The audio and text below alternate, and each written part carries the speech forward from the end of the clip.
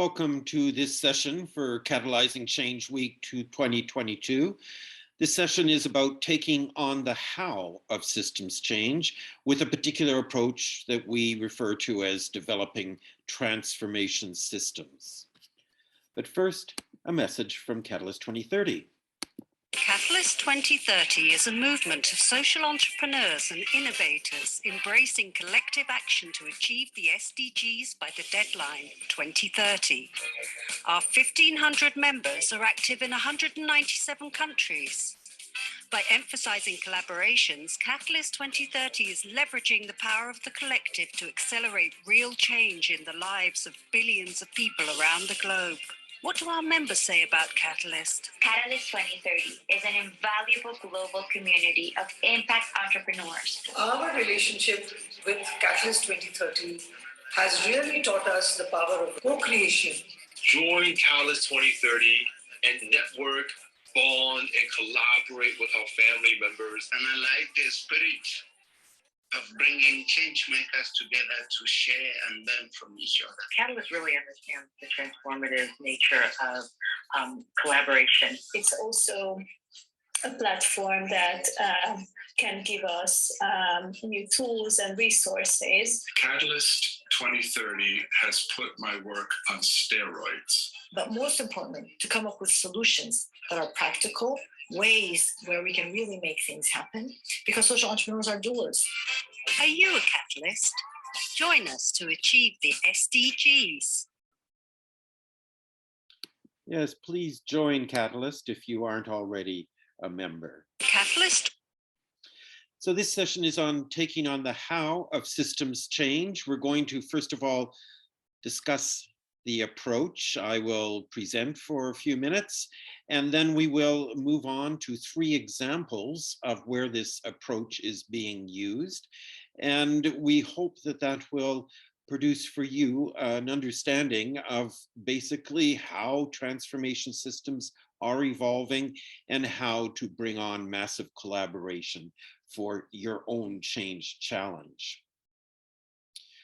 So this concept of a transformation system arose out of long time work I've been doing around intersectoral collaborations in the 1990s, around multi-stakeholder collaborations that evolved out of that, around something called global action networks and institutional organizing innovation that I really focused on in the aughts, for instance, for Stewardship Council and the Global Water Partnership, the Global Fund to Fight AIDS. And collective impact, of course, with John Kenya started, and they becoming more common as an approach in the aughts, late aughts. And systems thinking over the last 20, 25 years has certainly been core to my work and core to the evolving field of transformation. So the core shift for me has been to shift from thinking about an initiative, collaboration, network, and movement as the key vehicle for transformation and realizing large-scale transformation to a transformation system. The others are all incorporated within the transformation system approach. So it's not that they aren't important, they're critical, but the transformation approach, system approach actually allows us to think of all of these types of strategies. So the basic message behind a transformation system approach is that we're wanting to move from a state where we have lots of good ideas and initiatives. They're usually organized around particular issues, regions, or stakeholder groups, and how to get to the next state, which is where these are functioning as a system. There are relationships between them so they know how to take advantage and develop synergies and work as a system. We found that there's 6 particular steps and activities rather, because some of these are continual rather than just doing it and then leaving it. But there are 6 activities that are involved in really building the power of a transformation system. So a transformation system is all of those activities, those initiatives that are explicitly or implicitly aiming to radically change the status quo. They all share a sense of the direction that they want to move the future. This direction is usually grounded in a set of values. So people think that they're trying to evolve the world and transform the world to be able to emphasize values, in our case, around a flourishing future for all that reflects environmental and social well-being. So these exist already around all types of issues and geographies. I'm sure you're part of one or more of these systems. And again, the key shift is to move beyond initiative, network, and collaboration and movements to thinking of them as part of a system. So in accelerating the transformation with this transformation systems approach, there are these 6 activities. One is about being able to see the system. So this is a map that actually describes a system. I did this about 2014 when I was working in the global energy and electricity sustainability field. So this is a map of the global transformation system. It's one representation of it. There's these dots on here are all websites of an organization. And so the connections between them are the hyperlinks between the organizations. For instance, Catalyst 2030, which is founded after this map was done, is actually connecting to the World Economic Forum on its website with a hyperlink, those blue links that take you to another site. So that's what this is a measurement about, of the links in that field. Larger dots mean there are more hyperlinks to that particular website. So this allows us to see the whole of a transformation system, get a sense of putting our hands around what all of those activities are in a transformation system. Of course, this is not all of them, but it is a good start for a global perspective. So we have the way the software collects the organizations. It puts those organizations which share each other's links to each other in a particular segment of the map. So here we have these different neighborhoods. I've drawn lines around them. We have the marketers. So these are entities that are focused upon market issues and work in the market connected to electricity transformation. There's the enviros. Those are the organizations that come with an environmental imperative in their work. They're in it because they're concerned about the environment. There are those with the efficiency focus, how to get more units of energy out of a particular unit of carbon fuel. So it's not really a transformative approach, but it's in this map because it's part of the field. Governors are those organizations, the intergovernmental organizations, national organizations, government organizations that are involved in this. Renewables are those initiatives with a renewable energy focus. And the advocates are those who are not particularly involved in developing solutions necessarily, but are advocating about the need to change to sustainable energy. The IQs at the center are the research institutes and other types of organizations. So it starts to have a picture here of the entire transformation system. Now, we also have done this sort of approach for seafood. So the reason I'm showing you 2 of these maps is just to emphasize the different structures in these different systems. The seafood system is really organized around particular sustainability initiatives, the biggest one in this case being sustainablefish.org. But it's the same idea. It gives you a sense of what the sustainable seafood system looks like. So first step is seeing the transformation systems.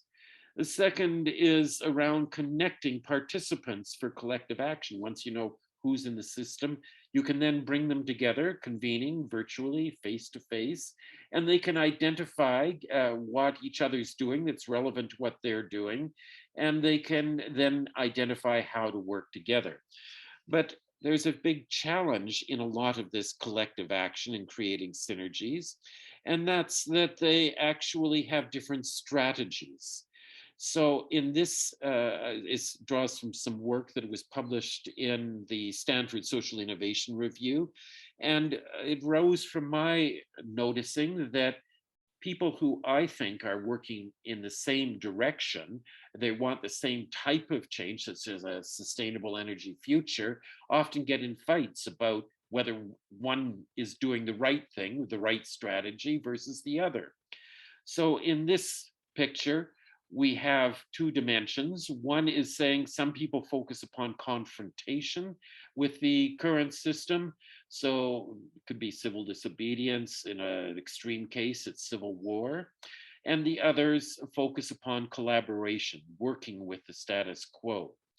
Some focus upon a destruction of the old system, and others focus upon creation of the new system. Now, this allows us to see four different strategies. One we call the lover strategy. That's those people who like to work in collaborations, such as the ones I work with in the aughts, Forest Stewardship Council, etc. Collaborations, bringing together all the stakeholders to try to develop a common solution. A second one is doing change. This is the entrepreneur strategy. It's certainly where Catalyst 2030 is. Generally, these are people who say, oh, you can talk about collaboration and you can work with different people, but I'm going to really just show you how it can be done. I'm going to go out and demonstrate the future right here. And in the confrontation area, we have the warriors. These are the protesters, the Extinction Rebellion folks, Greenpeace folks, who are forcing change. They aren't focusing upon developing solutions to the problem, but they are putting energy into the system to be able to get the system to change. And there's those who we refer to as the pathfinders, those who are working in current governments or in current big businesses, and they are trying to change from the inside. So up here we have this particular approach to try to think about how to bring them together. That's part of a transformation systems connection role. So it's bringing together all of these different strategies to see how they can contribute to one another and support one another. For example, often in co-creating change, the lover strategy, the collaborators just end up loving each other and don't get enough done.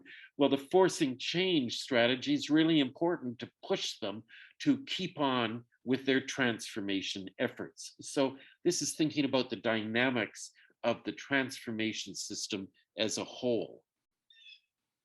So connecting participants for collective action, we bring them together virtually, face to face, they get to know each other, they get to explore their synergies, possible ways of working together, and actually identify ways of doing that, plans for doing that. And they actually move on to cohering through radical actions, that is, implementing the ways they can collaborate and work together. They create transformation capacities. There's certain challenges that they face that are common. For example, they have to all address a financing issue. In the financing of this transformation, can they get together to be able to address that financing issue collectively? Certainly one organization has trouble changing the financing system. And they move to amplifying through the learning and the sharing across the network. One initiative's lessons are very easily amplified when you have a high functioning transformation system. And when there's a shared challenge that people are facing, they can get together to address it, such as energy in the energy field, the problematic issue of subsidies of carbon fuels. Can they get together to actually take on that change challenge rather than depending upon one initiative or one network to do it on its own.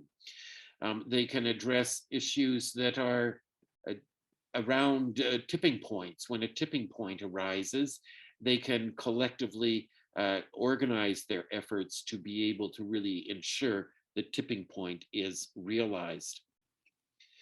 And to support all of this, we need some new types of infrastructure, and that's what we refer to as a transformation catalyst. So we need these types of new organizing entities to support all of this synergy, all of this action as a transformation system. So we'll now move into some examples of how this transformation system is actually being developed. And because people are struggling still. This is a very early stage development. If you're thinking on a scale of 0 to 10, with 10 being very sophisticated and developed transformation systems and transformation catalysts, we're probably about a 3 or a 4 with even the most advanced of them. So, but this is the organizing innovation frontier to really move along high level, massive collaboration for transformation. So I want to stop the share right now, and we can look at some specific examples with our panel here today. And I would like them to be able to reflect on what we've just shared here. So Debbie, welcome. Thank you so much for joining us. Debbie, do you want to say a little bit about your role in Catalyst 2030? Sure. Catalyst 2030 has just been an amazing organization with this global movement of social entrepreneurs. And I work on the systems learning and development team. And Steve and I worked together for a long time looking at theory of change and how to implement our theory of change into action for Catalyst 2030. So we've learned a lot about how to change these systems along the way. Thank you. And how does this, what we just saw, I just shared with you, resonate with you? How do you think about these ideas in terms of Catalyst 2030's work? It really segues very nicely, because if we look at the work that Catalyst is doing, it's building these networks and collaborations. And that, you know, think of the network builder, the networks of networks, and we can scale because we have those. And one of the kind of the pillars when we talk about Catalyst 2030 is that collaborative spirit. And without those collaborations, we really couldn't accomplish all the objectives that we set out to do. Can you share some of the challenges you find in creating this collaborative environment? I think all of us has felt that push and pull of the collaborative environment, because there's so many things happening and all the social entrepreneurs are super busy, that to get them together, get them at the table, to get them started. But we know, you know, it's I think it's a South African proverb that we, you know, if we go by ourselves, you know, we get there, but if we go together collectively, we will get there faster. And collectively, we need to work together to get to where it's systemic type level change if we do it together. So we're suggesting that the Catalyst 2030 is actually acting as a steward for developing this system, this transformation system of systems change social entrepreneurs. How does that concept resonate with you? I think it's great, because I think that idea of stewardship is really resonates with me. The idea of the honest broker, that there's this trust in this community, and we all sign a pledge when we join in, so that we all are on the same page, that we all agree to kind of some of these basic principles. And I'll share with you 5 different foundational things that we talked about when we did the theory of change, and how our desired future of where we want to be. Obviously, widespread collaboration is number 1, but how do we measure how do we measure our impact, and how do we develop measurement tools for social entrepreneurs to measure that systems level impact? The third one is looking at this grassroots community side of things. When I look at, I think we launched 6 or 7 country chapters this week during Catalyzing Change Week, and getting on that local level and having local leadership. Originally, it was going to be this global movement here, and within a year, we transformed ourselves to realize that we have to be at this grassroots level while we're connecting all these bigger, larger networks. The fourth one is to support and recognize the social entrepreneurs and all the great work that they're doing. You'll see the awards that'll be talked about where we award some of our donors, but we want to showcase the people that are doing good things. And as part of that with the donors, that idea of funding models that support systems change. And I know that Matt will put it in the chat about we're getting, we want to get 1,000 people to sign this NGO call to action where we all agree to shifting the funding paradigm, that we all agree that we need to have long-term funding, that you can't just give the one-off grants, that you have to build trust within your organization, that you are okay with learning and adapting once you get that funding. There's just so many things that funders could do to help this movement go faster. And there's a lot of really cool funders that are on board with this. And we're seeing even more grab on and attach to this. So I'll throw this in the chat about the desired future and these kind of 5 points here. Thank you so much. I'm wondering if you can tell me about this suggestion that you're doing something innovative, that you're a new type of organization. You've used the word movement, you've used the word network, you've used the word collaboration. Do those feel right for you? Or I'm suggesting that you're actually doing something that includes all of that, right, but you're doing something more. And when there's an innovation, it's very confusing for people. They don't understand what you're doing. Yeah. And I think that one of our challenges is people think, innovate, oh, it's a new innovative idea, let's do this. But a lot of times those innovations are incrementally better and they're not getting us to the systems level. And I like earlier, before we actually started this call, Karen was talking about the very first step is to change ourselves. And so we're changing our own behaviors, our own mindsets, our own understanding of systems. And once we start there, then we can go to the next level where we're changing within our community. And then that higher level, which would be our systems level change to transform the system that is in place as it exists now. So getting to that higher level just takes so much more time and energy to get there, but we know it's possible. And we have some amazing examples with Ned and Karen today. Great, thank you so much. Well, let's turn to Karen and introduce Karen. Karen, you're in Costa Rica. I am. You join us. Thank you. And you're an entrepreneur as well. Karen is actually active with in Catalyst 2030, but she's also active with the organization that we've co-founded called Bounce Beyond, which is focusing upon development of transformation systems. Karen, how does this apply to you in what you're seeing in Costa Rica? Because we moved from Debbie's example, which was really around a particular stakeholder group, and now you're working on a regional example. What resonated for you out of the transformation system approach that we just talked about?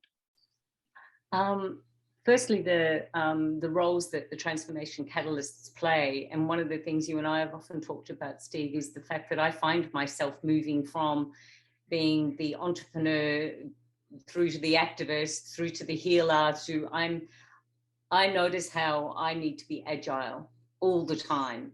So one minute I'm one thing and I need to be strategic. The next minute I'm with the community, listening to them, listening and learning from them, finding out what's needed and being the learner in the system and receiving that information of what's needed. But looking also underneath, because my training is as a healer, looking also underneath at what's the cause, not what's the symptom. Because often, and Debbie, you mentioned, I love that you put those 5 points in. In one of them is the significant grassroots and community leadership. So here on the ground, which is why I'm here, I love seeing transformation in practice, in action. But what I noticed, as Debbie mentioned, is I have had to transform myself, turn myself inside out to live here. Let go of the comforts, let go of the securities, let go of all of those things, but most importantly, my own patterns, how I listen, how I speak, my spiritual practices, how I go out into the world each day. I think that is often what people, when we talk about transformation systems, Steve, people are looking outside of themselves versus we are the system. We are creating it in every action we take, every decision we make. And I think that's an incredibly important part of the dynamics of transformation, is it's a dynamic energy. We come into ourselves, we go back out into the world, we come into ourselves and go back out into the world. And my own experience here in Costa Rica is that the communities are going to be leading the way. These communities, the community leadership is critical. And I just want to use one subject, one topic or example. Maurizio was actually on the call, and I was in a field trip with him recently. And one of the topics that was important or is critical in this environment is women's empowerment. And when we talk about something called women's empowerment, and yet there is a high level of domestic abuse, the question I had was, how do women get empowered if they're being abused and they won't speak out? They don't have resources if they do speak out. And so we're not looking at the system that's perpetuating the cycle. And I think that's what's really important, is looking deeply into the system of what's perpetuating and causing the concern, and in our case, perpetuating really the thing that we most want to transform, which is the SDGs. So looking underneath and into what's needed. And I think the other thing I'm constantly looking at is, how do these people collaborate? There's so many extraordinary initiatives here in Costa Rica, and no one knows what the other person's doing.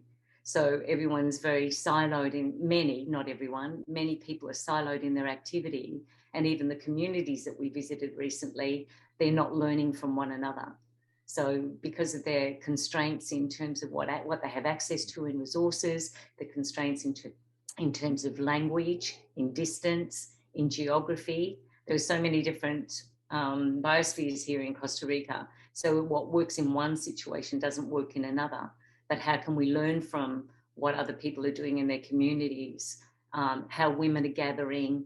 And it's actually, in many instances, it was because, that is one of my focuses, is many instances in interviews, people were saying that women are the bedrock of the community and continue the gardening and build a community. So, I'd like you just to refer briefly to the proposal that we've put together for doing something in Catalyst with Catalyst 2030 in Costa Rica. But let me just try to review some of the key points that you made. So one of them was, with this strategy, these different strategies, I find that almost always people tend to focus to one of these strategies with their inner being. They're just naturally pulled to one of the strategies. And they tend to think about somebody else as who's got a different strategy as doing it wrong. What Karen said is that she feels that she moves between these strategies. Now that's what we're looking for with a transformation catalyst point of view. Somebody who can, and some entity that can understand the value and when to bring the different strategies together. So often a co-creating change strategy, for example, requires the warriors on the street to put energy in the system and get the people who are working on co-creating change to actually really do something, because often co-creating change strategies of collaboration can get lost in the lover atmosphere that they like to create. So Karen's talking about, how do we do this central healer, indigenous wisdom, connector, the feminine activities. And that's one of the key points that she's bringing up. Now she also brought up the inner and the outer development, and that's certainly part of what this is about, co-creating transformation capacities. So that's part of a basic change strategy, and Debbie talked about this as well, of how to do that. And now you were talking also about the siloedness, the lack of connection, which is sort of the state A here that you're experiencing. Can you talk about what we've been developing as an idea about how to move to state B? Well, in Bounce Beyond, you're meaning, Steve? No, I'm meaning with the proposal that we submitted to. Oh, right, yes. 2030. Absolutely. For Costa Rica. This is specifically around Costa Rica.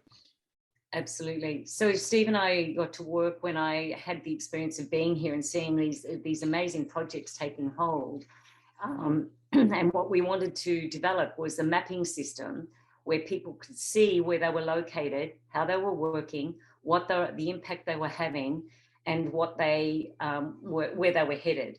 And if we could connect those dots and map those onto the 7 vortex mapping system, which is like a hive, it's very alive, it mimics nature, and get those people connected, we would have the acceleration and the impact. So people would cohere, they would learn, they would grow, and they would accelerate their efforts. And that became very exciting to us. Just as an example, I was with a group that had launched here, they're part of Catalyst 2030. They launched Healing Trees last week, which was 100, I think it was 63 countries, and planted over 5 million trees. And that project happened inside of 4 months. They launched it in January. And the purpose was to heal people who were grieving over the ones they'd lost in COVID, but they were also healing the planet. So the context and the messaging was extraordinary. But every person other than that group, or many that I spoke to in Costa Rica, didn't know it existed, didn't know that it was in their own country. So being able to unite those community-led, these amazing social entrepreneurs that are building this network, this transformation, is extraordinary. And I know that Costa Rica, especially our colleague Edward, wants to have Costa Rica be the exemplar to the rest of the world of what's possible. And that's what we want to demonstrate. And one of the key challenges that we're wanting to start addressing here is the financing challenge. How do we actually get more money flowing into these systems change transformational activities? So in Costa Rica, there's a very unusual opportunity because we have a lot of expats, foreigners who have moved to Costa Rica, who are very wealthy and are poorly connected to the life of the community. So in the mapping, we were going to be mapping them, and we were going to be mapping the Costa Ricans, the Ticas, who are actually doing the work and leading it. And this would all be this is all taking place, of course, with local Costa Rican leadership. And we're just providing some outside ideas and having a convening of them to start to develop what we call an ecosystem for financing transformation. So bringing about a significant change, a process that will bring a significant change in the relationship between the foreigners with money and the Costa Ricans themselves. So healing in that sense as well. As well, another innovation we're bringing in is the social stock exchange, which is opening at the end of this year, early next year. There is the possibility of actually raising a fund on the social stock exchange, specifically focused on Costa Rica and its systems change development. So we're bringing together, this is what a transformation catalyst does, is being able to connect various innovations in a way that can have huge systemic impact. So Steve, but can I just say one last thing to that, especially because you brought the funders in. One of the keys to this project that we're wanting to launch is also that there's a shift in the paradigm that the funders relate to the community. Because at the moment, most people that I speak to that are wealthy and want to contribute to the community see the community members, the local people, and offering a charitable gesture, and that has to shift. They don't see them at the moment as partners for creating a transformation. And that fundamental shift in the relationship of the funder and the community leaders, I think, is a critical part. And that's the transformation in all of us, that we see each other as in partnership, interconnected and collaborating, not a charitable gesture of a one-time funding. Great. And this is the type of thing a transformation system can bring the parts together to work on much more effectively than one particular initiative. It'll create the synergies between the initiatives and integrate it into all the initiatives' strategies. Thank you, Karen. I'd like to move on now to Ned Daly. Ned is leading some work around the global sustainable seafood community, and Bounce Beyond is working with him on this. But Ned, we had these ideas of a transformation system. How do you see that relates to what you're working on now? Maybe you could describe your work a little bit. Sure. So I work with a group called Seafood 2030, and kind of in an interesting position in that I work with a very large communications company. So they run the largest trade shows for seafood. They also have a newsletter, news website that reaches about 60,000 seafood professionals on a daily basis. So I'm kind of an embedded nonprofit project. All of my money comes from foundations in a big communications company. So it's a great opportunity to kind of reach the broader seafood community. I think a lot of times we work with kind of the usual suspects who are the leaders and innovators in industry. And this is an opportunity to kind of get out beyond them.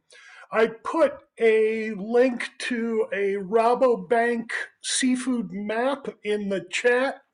I think that'll give you a pretty good idea of the complicated system that we're working in, and it's even a lot more complicated than that.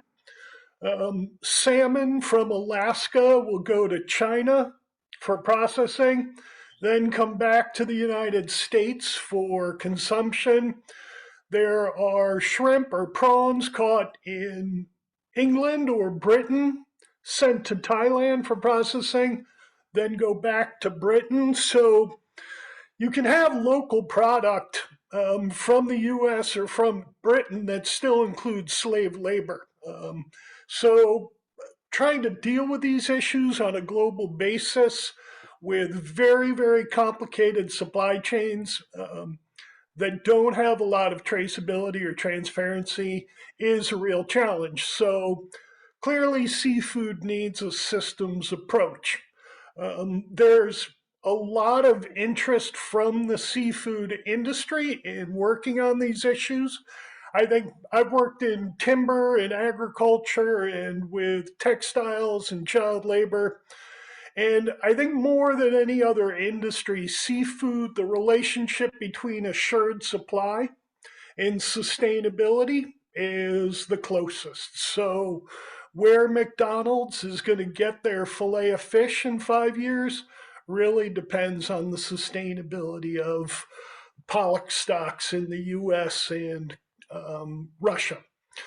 So there's kind of a yin and yang here. It's a really big, complicated system, hard to address as a systems approach. There's a lot of interest and need in it, and I think even the industry itself is very interested.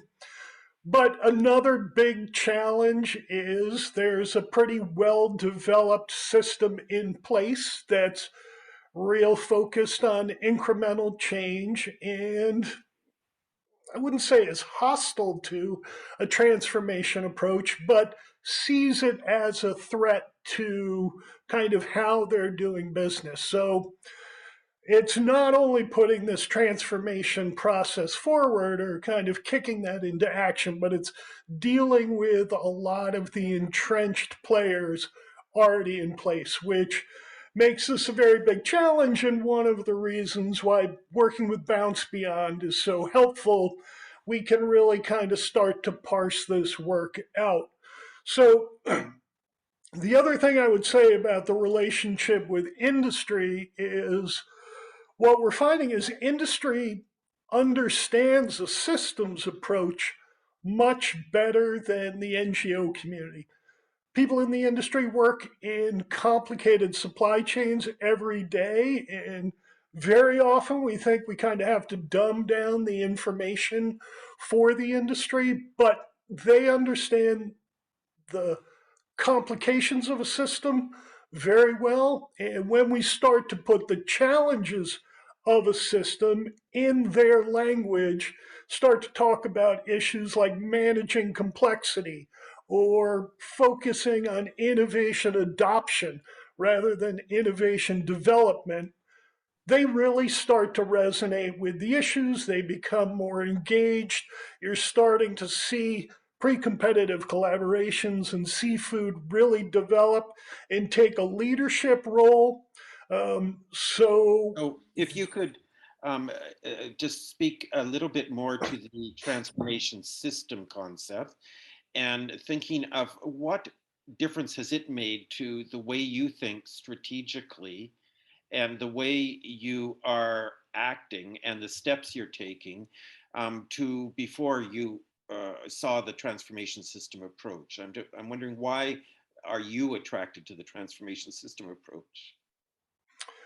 Yeah, I think the sustainable seafood work is generally graded on project and program metrics, and we have a very good sense that we're kind of playing better defense, we're scoring more points. We just don't know if we're winning the game. So we know we're getting more companies into certification, but we don't know if we're actually addressing illegal fishing or improving fisheries management.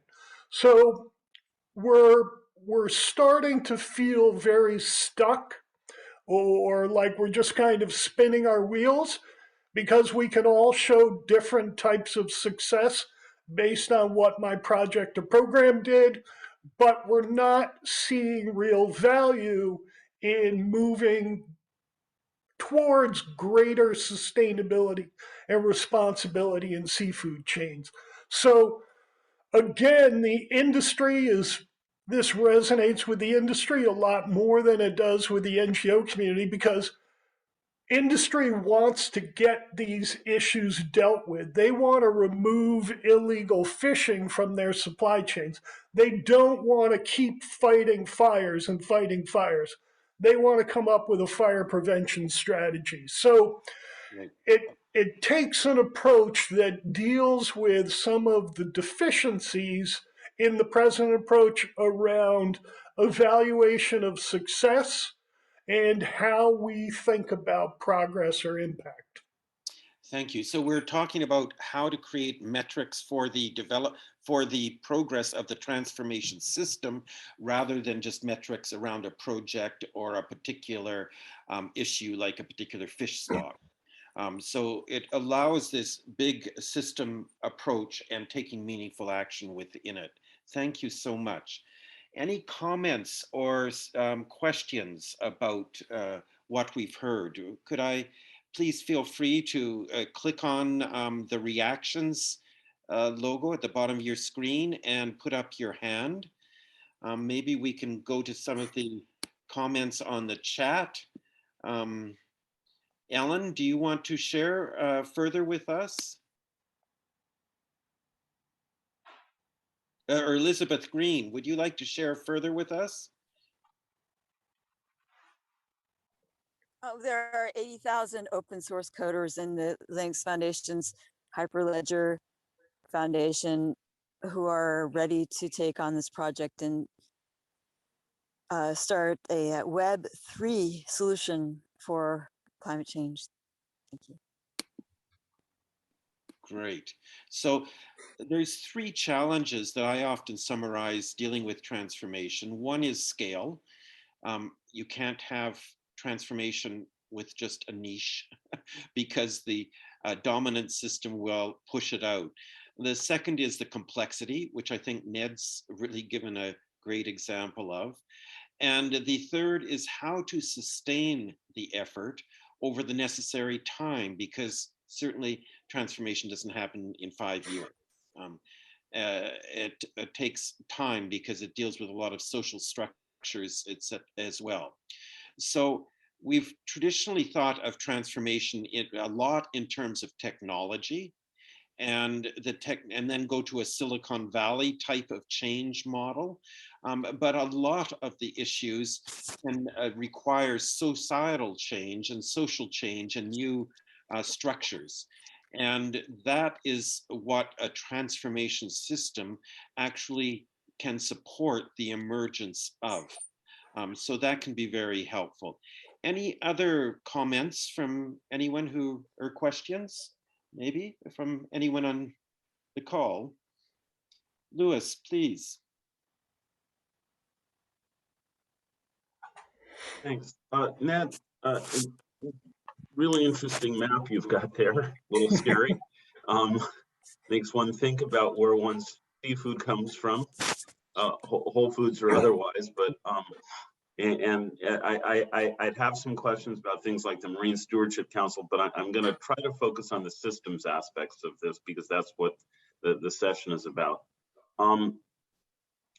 Given that complexity, are there specific tools or perspectives that you've found that have helped you deal with the complexity?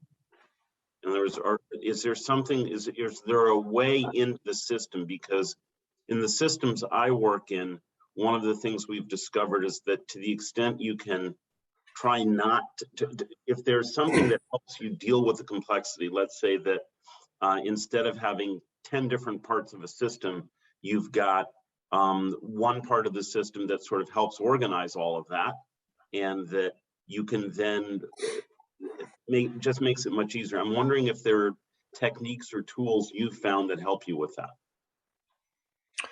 Yeah, so one, I guess the first thing would be kind of the do no harm aspect of it in like I was talking about with project and program metrics.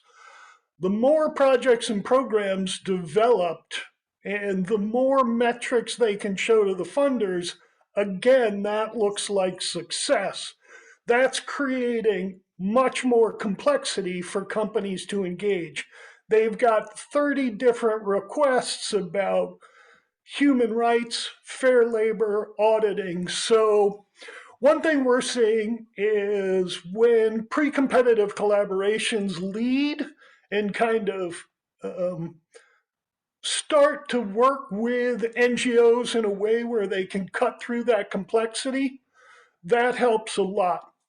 We think the pre-competitive collaborations are especially helpful because they tend to organize around specific issues or problems or pain points. So they come up with more transformative approaches to that work. So to try to put it very simply, a lot of the work that NGOs do differentiates good fish from bad fish. The work that the pre-competitive collaborations are doing does a lot more to create assurance around seafood and differentiate seafood in the broader protein market. So you start to see kind of a big buyer like Wegmans, for example.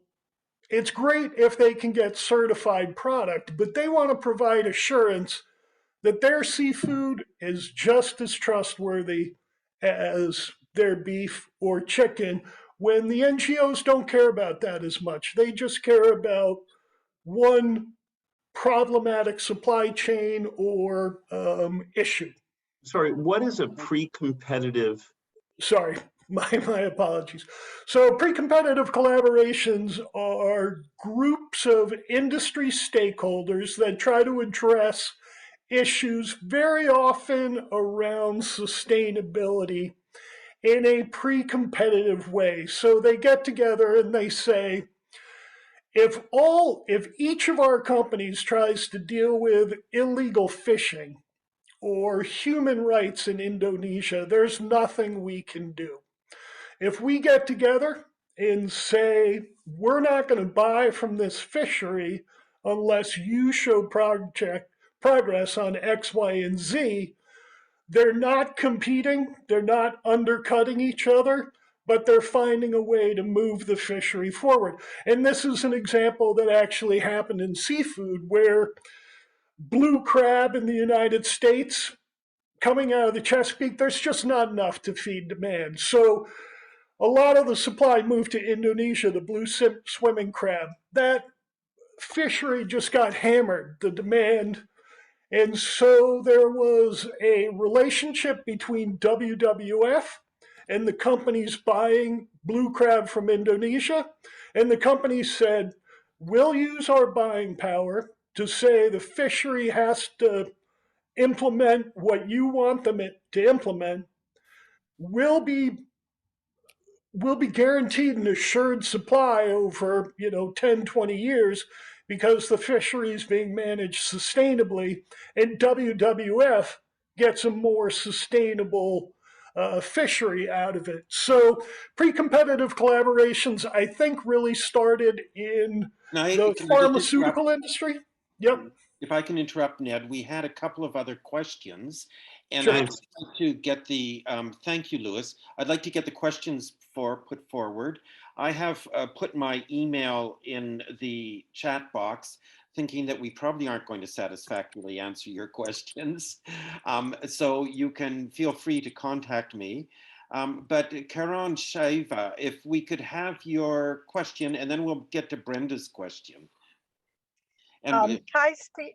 Yeah, hi, Steve. Thank you so much. Well, question and an answer. So, you speak about the 3 levels. Debbie spoke about that, and also the whole Catalyst 2030 talks about the ecosystem transformation. The way we have looked at these levels, and I'd love to hear if there is a kind of feedback on that, is looking at the 3 levels as, firstly, you need entrepreneurs who are innovators and provide solutions, but then you need partners with resources, and not necessarily only financial, but can be also in kind, so partners. And then finally, you need citizens on the ground, so where we're talking about getting the traction, right?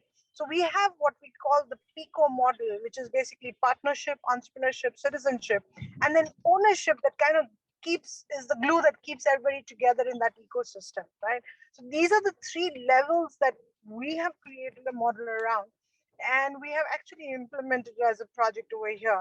And I'm just wondering if that resonates, or if there is feedback, or is it too simplistic to kind of put it at that? And yeah, just one last point is that we look at it as an equilateral, we use an equilateral triangle to demonstrate that relationship, because we believe it has to be one of respect and equal partnership. There is no hierarchy of a donor, implementer, and then grassroots organization. And yeah, I mean, that's really what I would like to share over here. Thank you. Thank you, Karan. It resonates with me around the concept of you being a transformation catalyst. And I'm happy to share more with you about that if you want to get in touch with me. Brenda. Sure. That's okay. I realized we were out of time, and I posted a comment in the chat. Okay. I will follow up. Thank you. Thank you so much. So we have this last question, just to remind you that we're looking for feedback. If you could contact or give feedback at any of these vehicles, that would be great, and we'll know how to shape these sessions better in the future. I apologize for the technical issues. I'm still not sure what happened, but thank you for everyone for your participation, particularly Debbie and Karen and Ned and Johnny, for all of your support. And we look forward to carrying on these questions and development of transformation systems. Have a great day. Thank you all. Have a good afternoon, evening, morning.